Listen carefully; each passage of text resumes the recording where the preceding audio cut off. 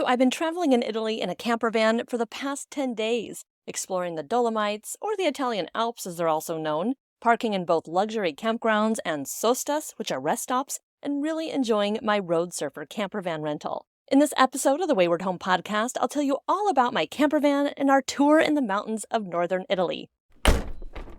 Andiamo! Welcome to the Wayward Home Podcast, all about van life, boat life, and nomadic living. We'll bring you tips, interviews, and stories from the road and on the water. Now, here's your host, Kristen Haynes. Hey there, I'm Kristen Haynes with thewaywardhome.com, and I spend half the year in my camper van and half on my sailboat in Mexico. I hope to inspire you to live nomadically too. So for the past 10 days, I've been touring around northern Italy in my wonderful road surfer camper van. All right, so we are headed north up to the Dolomites in northern Italy. These are also known as the Italian Alps, these beautiful jagged peaks, and we are heading up here for many nights of camping and hiking and exploring the culture. I can't wait. But before we get up there, I want to show you a little bit around my camper van, which is from Road Surfer. I'm super lucky that they did give me 11 nights for free in this van so I could review it and share it all with you. So the camper van model I got is called the Cozy Cottage, and boy, it has been super cozy. They call these semi-integrated RVs over here in Europe, which means it has a lot of components that are RV-like, even though it's in a tiny rig. So I have a full wet bath with a toilet and a shower.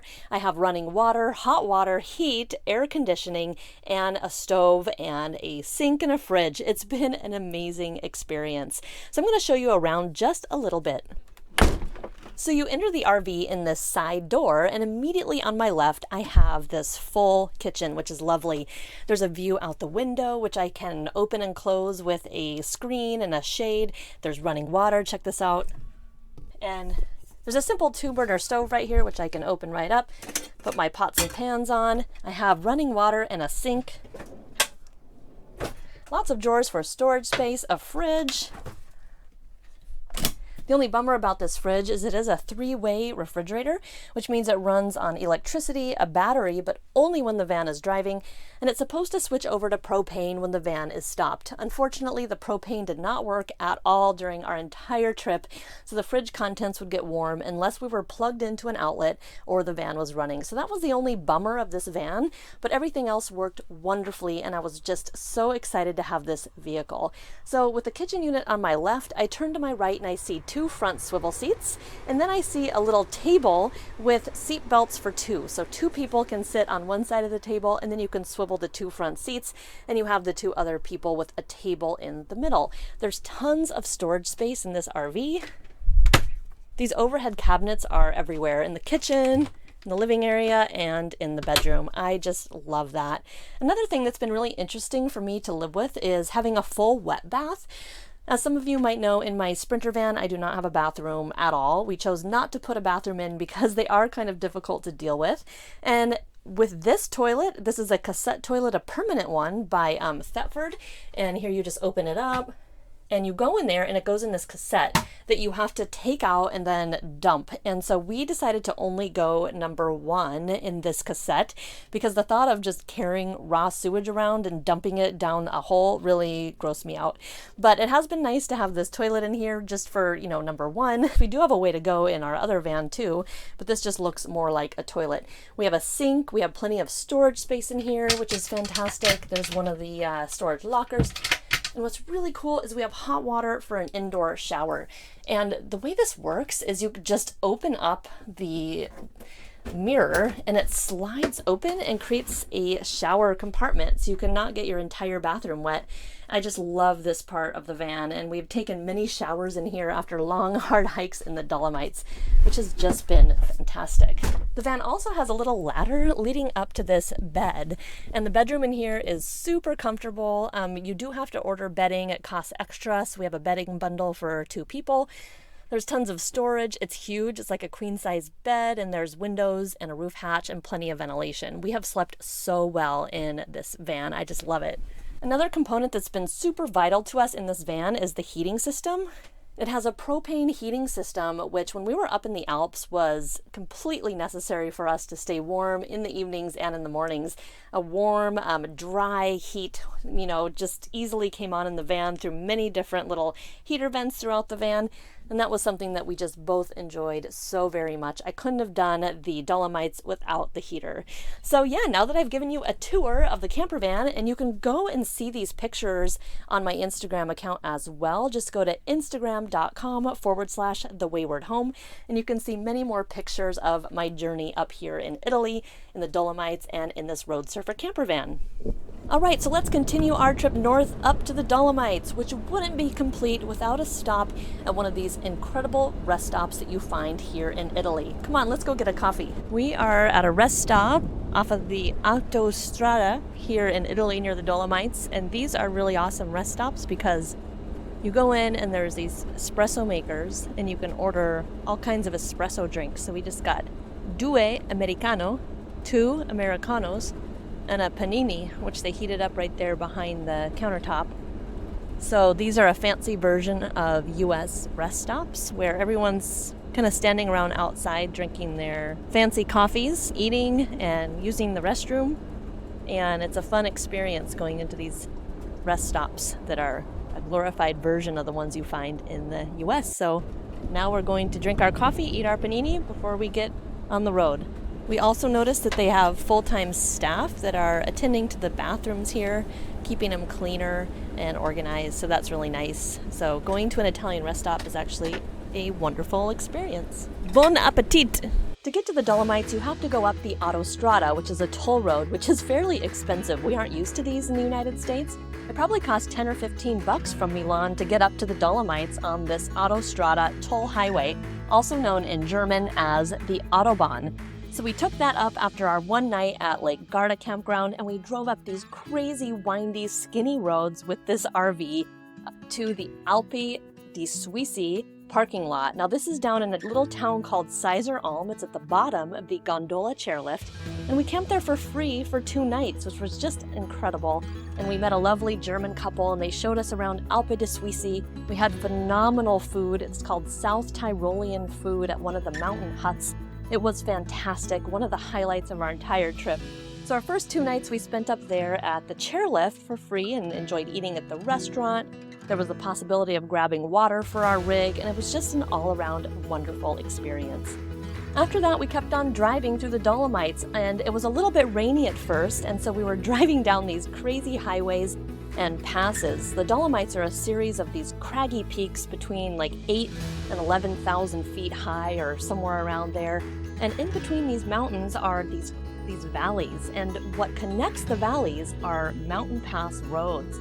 These are not particularly easy to drive. They're narrow, and you have to deal with buses coming head on at you, big cars, RVs, and everyone's just crawling up and down these incredibly windy mountain passes. They'll sometimes tell you how many turns are left on the mountain pass roads, and sometimes you'll see like, oh, there's 10 hairpin turns left till I get to the bottom. But we also really enjoyed these mountain passes because these were the places where we could go on phenomenal hikes, because at the top of the pass, you're already up pretty high. Otherwise you're parking at the bottom and taking a cable car up, which can cost anywhere between, $25 or $30 per person round trip. So think about it, that can really add up if you keep taking the cable car everywhere. So sometimes we would try to park at the top of the mountain passes and just embark on hikes from there. So one of the passes we parked at was wonderful. We did an 8-mile hike, and we went to see something called the Cinque Torre, which was 5 towers, and it's where many soldiers hid out during World War I and fought the enemy from up there. So it's kind of an open-air World War I museum that we really enjoyed. And so that was one of the mountain pass hikes that we did. We also enjoyed staying at a couple of campgrounds. So up here, they don't have the federal and state-run campgrounds that we're used to in the United States. They're pretty much all private, and sometimes they're phenomenally nice. And some of these campgrounds do have an area sosta, which is kind of a rest stop adjacent to the campground, which is way cheaper than purchasing a normal campsite.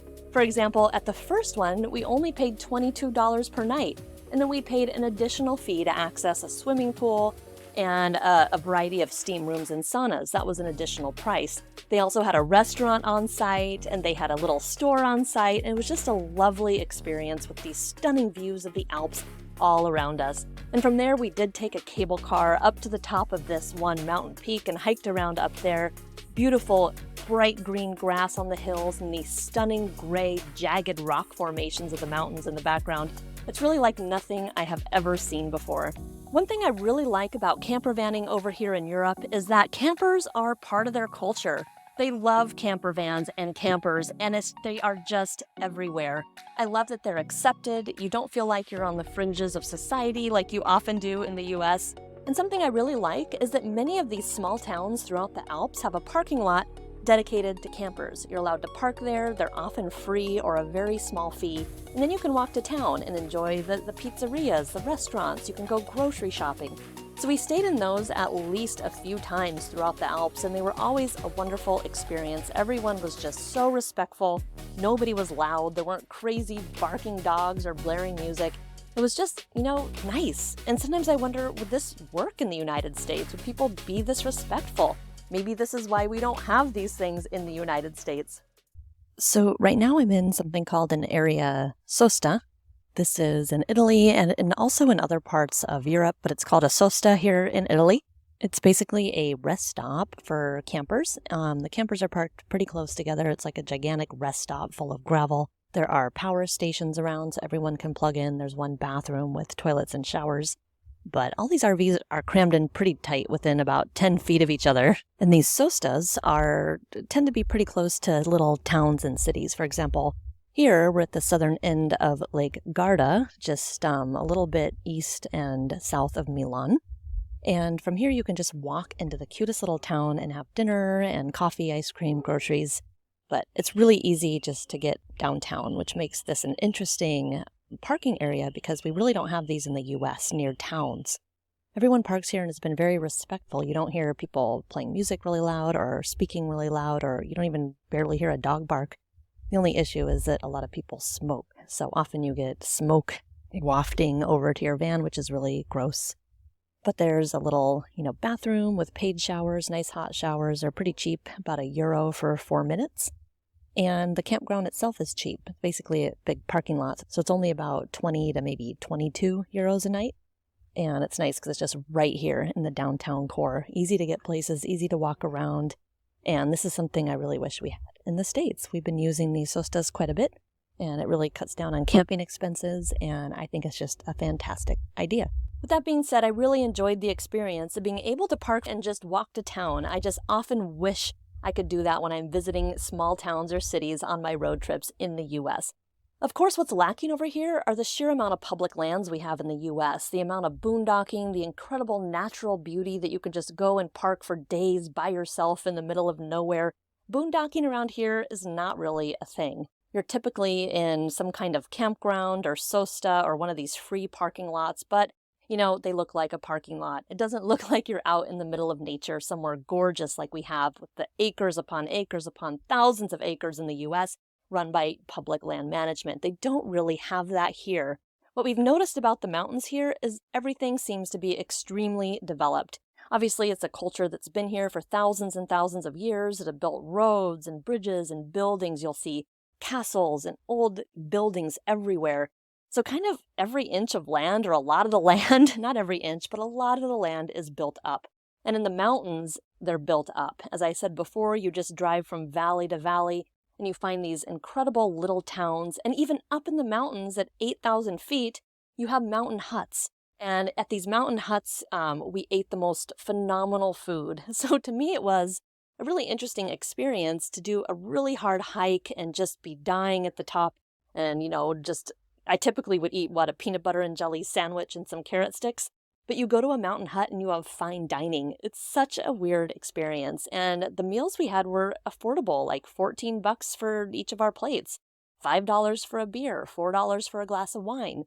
And so the food prices here have actually been way better than in the US, and the food quality has been really good as well. We haven't encountered really any bad or fast food. And that could have been just because we're touring in this part of Italy that the food is great, but I don't know, maybe the rest of Europe is good too.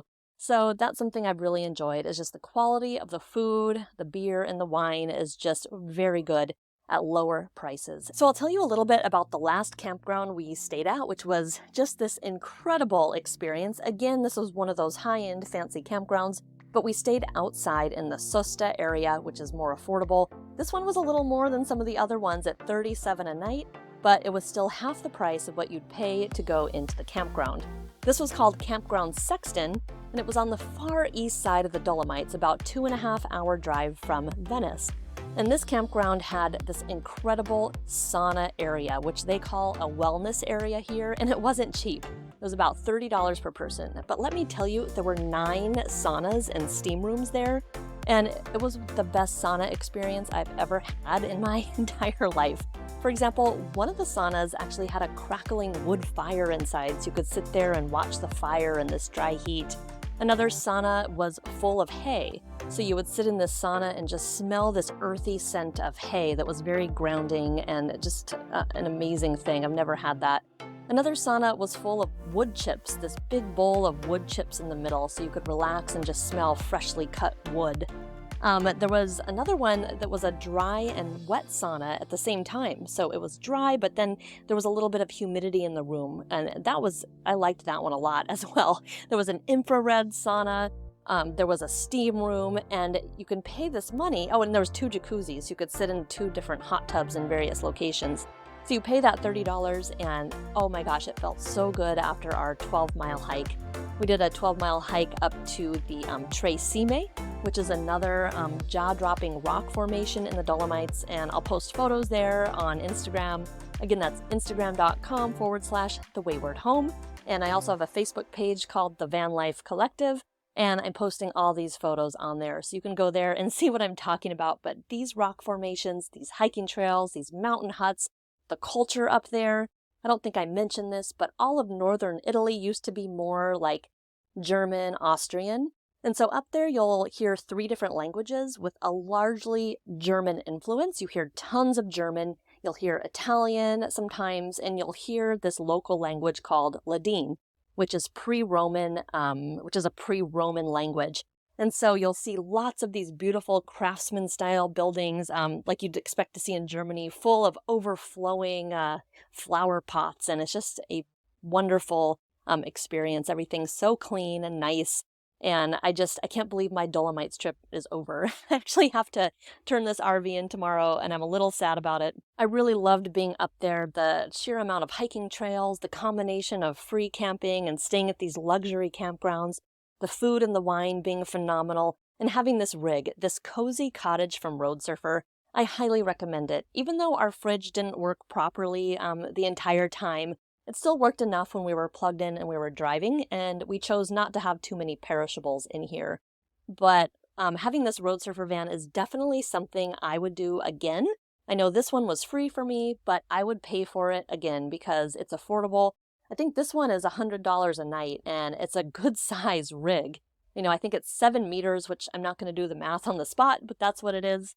And it's tall enough to walk around in, and it's spacious, and it's heated, and it's just so cozy. There were many times throughout the trip where we were like, yeah, this is a cozy cottage, and we love it. So yeah, that's it for our camper van rental here in Italy. We'll see where we go next. We're probably going to stay in Europe for a little while longer and keep on touring around. So stay tuned to the Wayward Home podcast. And again, go follow me on social media. I'm on Facebook, I'm on Instagram, and I'm on YouTube. I'm going to film a short tour of this rig as well, so you can take a look inside. And hopefully you'll be able to come over here to Europe sometime and check out a Road Surfer and the camper van and RVing culture over here, because man, it's so different from the US. And so I think it's a great way to see Europe. It's still cheaper than a hotel, and you have everything you need, from the shower to the toilet to the cooking to the fridge to a cozy place to hang out and have all your stuff. Because, you know, the last thing I want to do in Europe is bounce from hotel to hotel carrying my heavy backpack. It's nice just to have something in one place and the ability to drive around and really see the countryside. So I hope you enjoyed this tour of my Road Surfer camper van and my brief itinerary of the Dolomites. Of course, I will be creating an itinerary over on the Wayward Home when I'm done with this trip, so keep your eye out for that. And subscribe to my email list. Come on over and hang out with me. You can find that at thewaywardhome.com/subscribe, and I'll see you over there.